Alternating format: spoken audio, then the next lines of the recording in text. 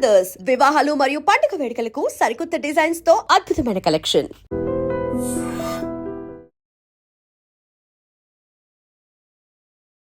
నమస్తే, welcome to I dream talking point with Kavitha.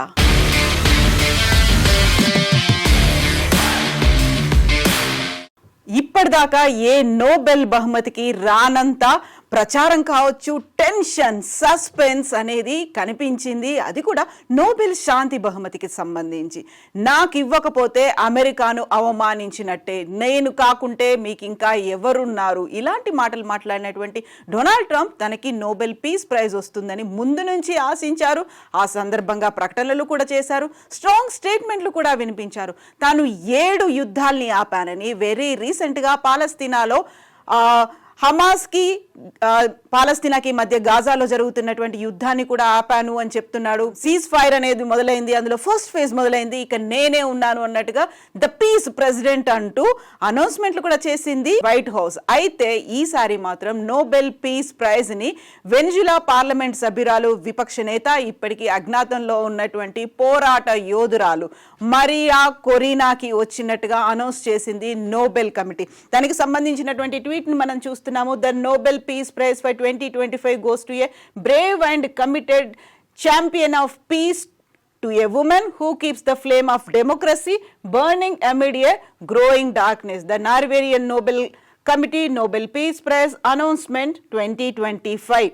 The 2025 Nobel Peace Prize is awarded to Maria Corina Machado అనేది Nobel బహుమతుల దగ్గర నుంచి వచ్చినటువంటి ఒక tweet. 2025కి సంబంధించి శాంతి బహుమతిని తనకి ఇస్తున్నట్టుగా అనౌన్స్ చేసింది. బోల్డ్ అన్ని పేర్లు వినిపించాయి. డొనాల్డ్ ట్రంప్ అందరికంటే ముందు రేసులో నేనే ఉన్నాను అని చెప్పినప్పటికీ, మానవ హక్కులతో పాటుగా అక్కడున్నటువంటి నియంతృత్వ ధోరణుల నుంచి ప్రజాస్వామ్యానికి దేశాన్ని తీసుకురావాలి, ఆ ప్రభుత్వాన్ని దించేయాలి అని చేసినటువంటి పోరాటం ప్రతి చోట శాంతియుతంగా చేసింది. ఎక్కడ అశాంతి అనేది లేకుండా చేసినటువంటి ఈ ముగ్గురు పిల్లల తల్లి, పార్లమెంటు సభ్యురాలు, విపక్ష నేత గతంలో జరిగినటువంటి ఎన్నికల్లో 92% మెజారిటీ సాధించినప్పటికీ అక్కడ జరిగినటువంటి రాజకీయ కుట్రల వల్ల తను అజ్ఞాతంలోకి వెళ్లాల్సి వచ్చింది. అక్కడున్నటువంటి అధ్యక్షుడు మదురో అయితే తన దగ్గర నుంచి ఒక రకంగా అయితే తన చేతుల్లో నుంచి ఆ అధ్యక్ష పీఠాన్ని కైవసం చేసుకున్నారు. ఆ మదురో తన రెజీమ్లో ఉన్నటువంటి, తన పాలనలో ఉన్నటువంటి నియంతృత్వ ధోరణులే కాదు, అక్కడ ఉన్నటువంటి అక్రమాలు, అన్యాయాలు, అరాచకాలని ఈవిడ నినదించింది, రెబల్గా మారింది, శాంతియుతంగా కోట్లాది మందిని ఏకం చేసింది. ఫస్ట్ వెనిజులా అనేటువంటి భావనతో తను ఇప్పటిదాకా వర్క్ చేస్తూ వచ్చింది. తనకు ప్రాణాపాయం ఉంది, ప్రాణహాని ఉంది అని చెప్పినప్పటికీ 2024 నుంచి అజ్ఞాతవాసంలో ఉన్నటువంటి మరియా కొరీనా ఇప్పటికీ నేను వెనిజులాని అయితే వదిలిపెట్టే ప్రసక్తే లేదు అంటుంది. వెనిజులాలోనే ఉంది, అజ్ఞాతంలో ఉంది. తన ముగ్గురు పిల్లల్లో 2 మాత్రం చదువుల కోసం విదేశాలకు పంపించినప్పటికీ, ఒక కూతురుతో అజ్ఞాతంలో ఉన్నప్పటికీ కూడా అక్కడ ఆ దేశానికి సంబంధించి శాంతి నెలకొల్పడంతో పాటుగా ప్రజాస్వామ్యయుతంగా ఒక ప్రభుత్వాన్ని ఏర్పాటు చేయడానికి అవసరమైనటువంటి అన్ని రకాల పోరాటాలని, నిరసనలని శాంతియుతంగా చేస్తూ వస్తున్నటువంటి మరియా కొరీనాకి మించినటువంటి శాంతి బహుమతి గ్రహీతలు ఎవరు లేరు అనేటువంటి అనౌన్స్మెంట్ అది నోబెల్ పీస్ ప్రైజ్ అయితే చేసింది. Committed champion, brave and committed ఛాంపియన్గా తనని అభివర్ణించింది. ఇక తను 1967 అక్టోబర్ 7న మచాడో జన్మించింది. కొలరాడో కారకస్లో జన్మించింది.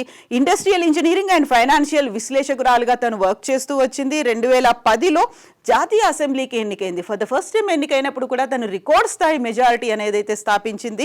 ఇక అప్పుడు ఉన్నటువంటి అధ్యక్షుడు మదురో తన పాలనలో అవినీతి అనేది ఎక్కువ ఉంది, మానవ హక్కుల ఉల్లంఘనలు ఉన్నాయి, ఆర్థిక సంక్షోభాలు ఉన్నాయి. వీటన్నిటిని బహిర్గతం చేసినందుకు గాను తన కంప్లీట్ 5 ఏళ్ల టెన్యూర్ పూర్తవకుండానే తనని మదురో గవర్నమెంట్ బహిష్కరించింది, పార్లమెంట్లో లేకుండా చేసింది. ఆ తర్వాత తనంటూ ఒక సొంత పార్టీని పెట్టుకుంది, జాతీయ స్థాయిలో అందరినీ ఏకం చేసే ప్రయత్నం చేసింది. ఆ తర్వాత 2023లో అక్టోబర్లో జరిగినటువంటి ఎన్నికల్లో, ప్రాథమిక ఎన్నికల్లో 92% ఓట్లతో విజయం సాధించినప్పటికీ కూడా మదురో తనకున్నటువంటి పలుకుబడి కావచ్చు, అధికారం కావచ్చు, లేకుంటే తనకున్నటువంటి డబ్బుతో తాను అధ్యక్షుడిగా ఎన్నికయ్యారు. అప్పటి నుంచి మచాడో తను అజ్ఞాతవాసంలోనే ఉంది. అయినప్పటికీ కూడా మోసపూరితంగా ఇవన్నీ చేసినప్పటికీ కూడా ప్రజల్ని చైతన్యవంతం చేయడంలో మచాడో ముందు నుంచి కూడా అందరికంటే ముందుంది, అందరినీ ఏకం చేసింది. ఆ నేపథ్యంలోనే తనకి ఈ అవార్డుని అనౌన్స్ చేశారు. ఇక కేవలం నోబెల్ పీస్ ప్రైజ్ మాత్రమే కాదు, ప్రపంచంలో ఉన్నటువంటి 100 మంది అత్యంత శక్తివంతులమైనటువంటి జాబితాని టైమ్ మ్యాగజైన్ రిలీజ్ చేస్తే మచాడో ఆ టైమ్ మ్యాగజైన్ 100 మంది శక్తివంతులైనటువంటి జాబితాలో కూడా పేరు సంపాదించుకుంది. దీంతో పాటుగా జెనీవా సమ్మిట్ కరేజ్ అవార్డులని అనౌన్స్ చేసింది. వాక్లావ్ హావెల్ మానవ హక్కుల బహుమతి అనేది కూడా వచ్చింది. ఎడ్మండ్ గాన్జలెస్ తో పాటుగా సాకరోవ్ అనేటువంటి బహుమతి, అది బ్రేవరీకి సంబంధించినటువంటి బహుమతిని కూడా తను సొంతం చేసుకుంది మరియా కొరీనా.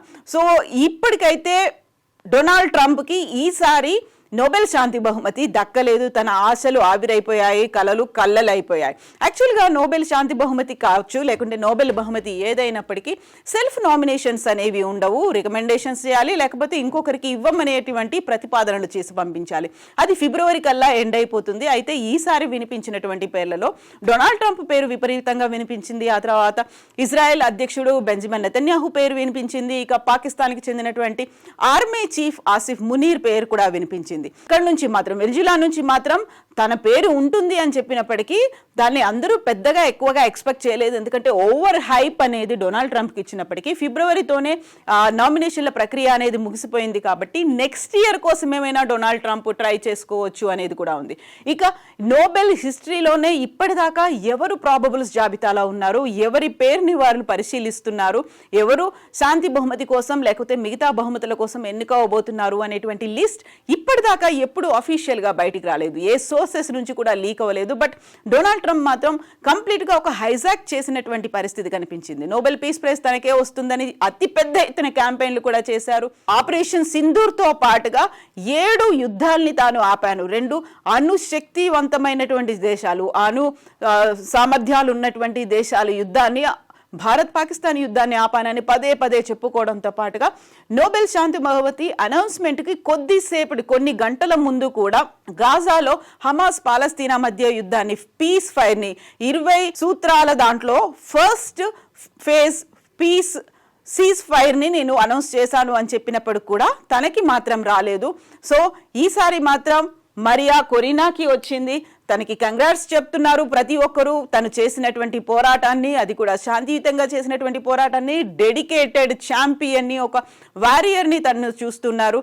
ఇప్పటికీ డొనాల్డ్ ట్రంప్కి అయితే 2018లో కూడా తన పేరు నామినేట్ అయినప్పటికీ అప్పటికీ పరిశీలించలేదు. బట్ ఇప్పటికీ దీన్ని కనుక 8 యుద్ధాలని ఆపాను అనేటువంటి క్యాంపెయిన్ని కనుక పెద్ద ఎత్తున చేసుకుని ఆ తర్వాత వరుసగా వస్తే నెక్స్ట్ ఇయర్కి ఆయన పేరు ఏమైనా కన్సిడర్ చేయొచ్చేమో, కానీ ఈసారి మాత్రం తన పేరు అసలు కన్సిడర్ చేసినటువంటి లిస్ట్లో కూడా లేదు. కంగ్రాట్స్ మరియా కొరీనా మచాడో అనేటువంటి ట్యాగ్ లైన్స్ అయితే ట్విట్టర్లో మారిమోగిపోతున్నాయి.